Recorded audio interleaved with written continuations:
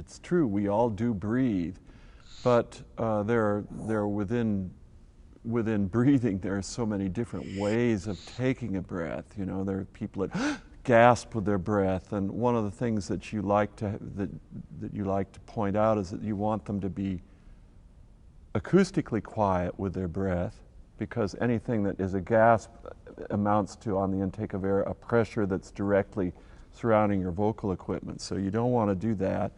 And then there are the people that take a breath and their shoulders come way up, and they're rising with their chest and sort of heaving around. And you basically just give them kinds of exercises, like, you know, one of the classic old ones is inhale slowly through your nose as if you were inhaling a fine fragrance on a flower, sort of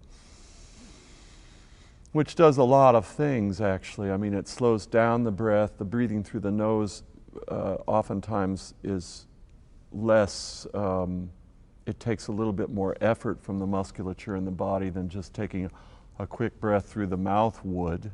And so you're involving musculature just through the inhale that is useful later when you sing.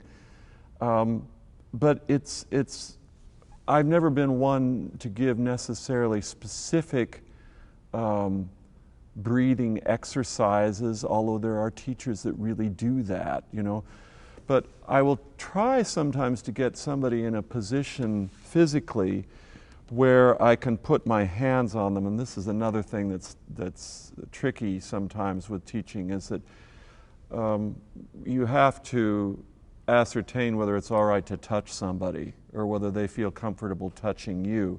And if that doesn't work, then you find ways of simply verbalizing it or having them look at themselves. But the fastest way is really to have somebody bend down in kind of a ragdoll position and place your hands, say, on their sides and on their back and on various places, and say, all right, now I want you to take a breath, and staying quiet in the upper body, I want you, with the inhale, immediately to move my hands away wherever I apply pressure.